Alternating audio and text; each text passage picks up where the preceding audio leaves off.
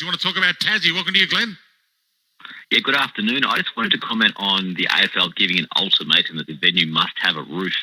By that logic, they've got to stop playing AFL in Ballarat. They've got to stop playing AFL in Canberra. I mean, look at the NRL. There's not a single NRL venue with a roof. There's not a problem there.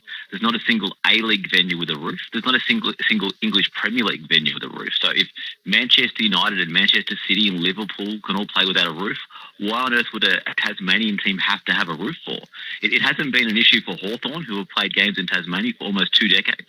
It hasn't been an issue for North Melbourne, who have played in Tasmania for over 10 years. So why suddenly is a roof an issue? I mean, no one's built an AFL venue with a roof in 23 years. They built venue. Adelaide Oval was built without a roof. Optus Stadium was built without a roof. They built stadium after stadium after stadium without roofs, and suddenly, with Tasmania, we can't play it without a roof. It doesn't make any sense at all. Yeah, look, to be honest, Bellarive is pretty old. Glenn, I think they need a stadium. I think they need a stadium with a roof.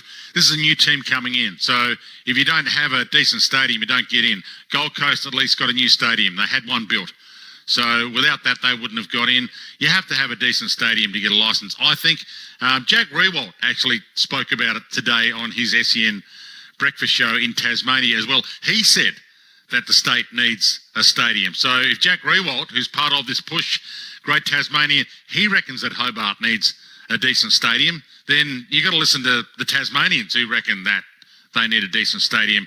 I think we've got the audio of that. Here's Gil McLaughlin this morning confirming they're working on getting a team in Tasmania still, and hopefully the stadium's going to be part of it. The discussion we're having is around a 19th team. That's where the Tasmanian government are at, who are bidding. There's a whole range of issues we're working through. Clearly, a big piece of discussion yesterday was around the stadium, but it's broader than that. And it's a process. They've got a working party. We've got a group of people working on it, and we'll see where we get to. Yeah, Glenn, I think you've got to have a stadium, to me, that entices people not just from Tasmania to go, but people want to go to Hobart, experience the whole beauty of Hobart as a destination, and having a stadium that's going to be a destination for things like Dark Mofo, for Robbie Williams concerts, the whole lot.